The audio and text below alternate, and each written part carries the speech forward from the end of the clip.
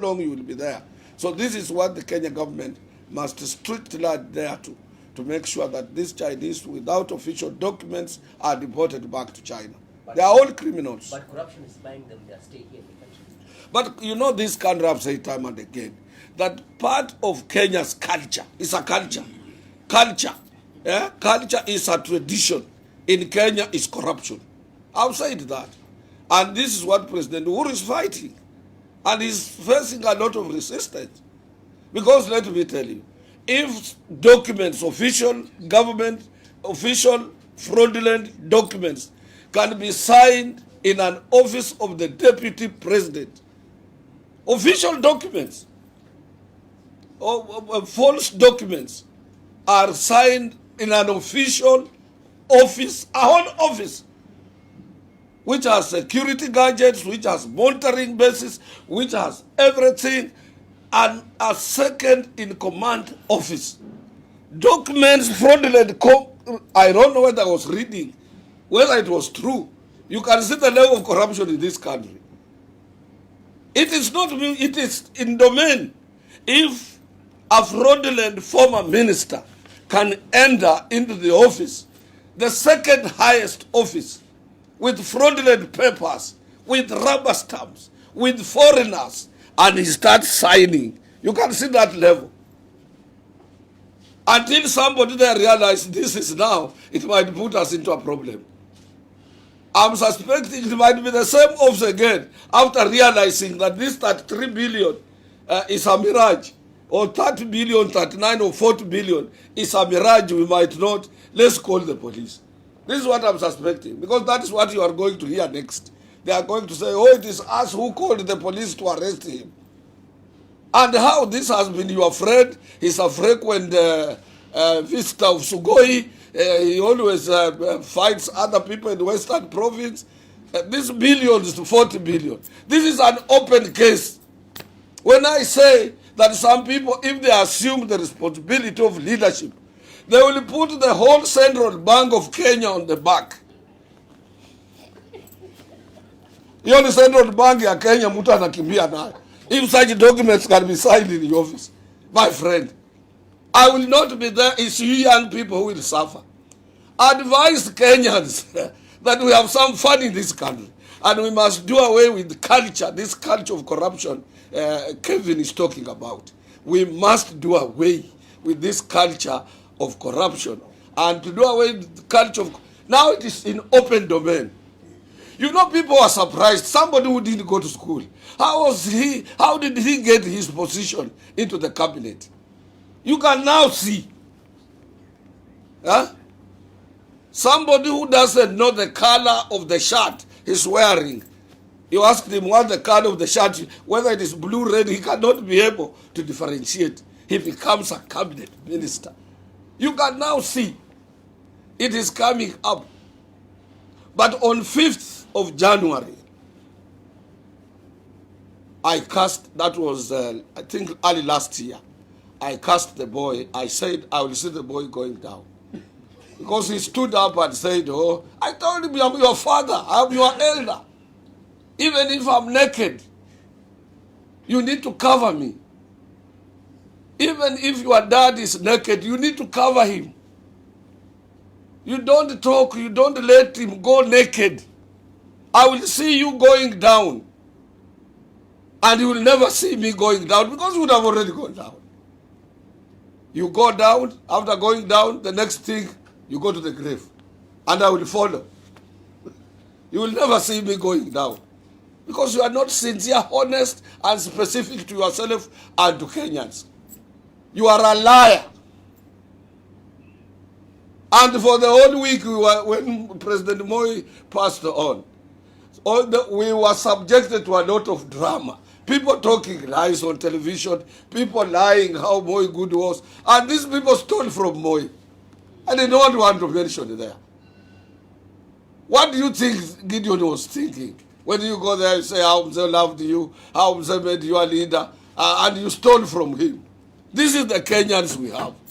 Some took money from him today, tomorrow they defect to other parties. Some took money from him, we will mobilize people in our areas, that money put it in the pocket. Some took money from him, we are going to buy you this and so on. This is to assist your government. They disappear with the money.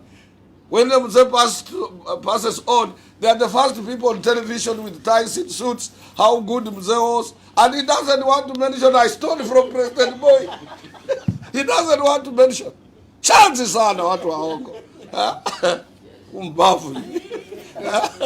You know, you can be surprised. This is the type of Kenyans we have. Nafikiri nimewapa story mrefu mingi. Yeah?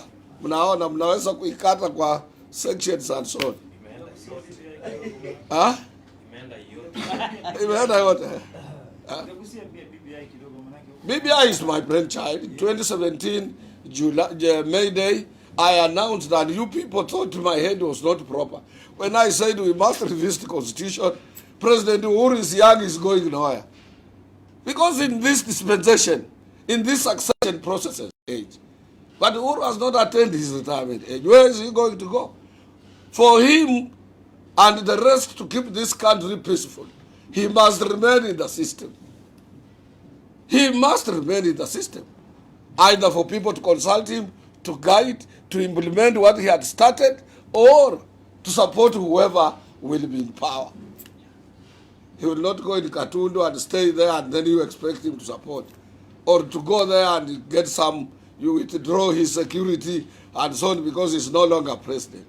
So he must remain in the mainstream. And therefore this BBI, it is meant to bring peace after elections. After elections, not that a winner takes it on. My objective on this is to expand the executive. And I don't say it in fear or in any other way without fear of contradiction.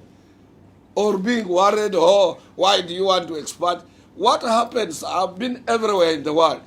People make constitutions that can bring prosperity in their countries, that can bring peace in their country, that they can grow economy in their country, that these constitutions can assure and guarantee security of the citizens and their properties. That is why people make constitutions. Constitutions are like company memorandums or company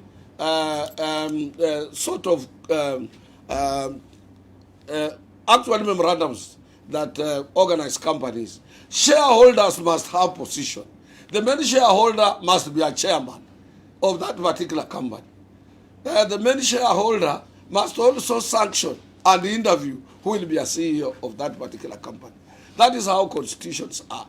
Constitutions are made with people in mind. Some say, oh, how do you make a constitution with some people in mind to fill those positions? Those are lying because they cannot occupy those positions. I have declared I don't want to be a president, I don't want to be a prime minister, I don't want to be anything, but I want a constitution that will be in this kind for posterity, that will protect Kenyans and give Kenyans peace. Therefore, BBI, after all these meetings which are going on, we are going for a referendum, and by 10 it would have carried the day. That I can assure you that one for free. And we are going to create that, including other areas of improving our economy and protecting our nation. So BBI is just like what President Uhuru and former Prime Minister Raila Odinga are saying, that nobody can stop reggae. I, for one, I don't like reggae. My wife likes reggae, but me, I don't like reggae. But I've now been converted to say nobody can stop reggae. Me, I'm a boogie man. Me, I'm a rumba guy. That is where I belong, rumba. Because rumba, you go cool with a baby on your shoulder. You move slowly and you listen to a good solo from Kahema Doka.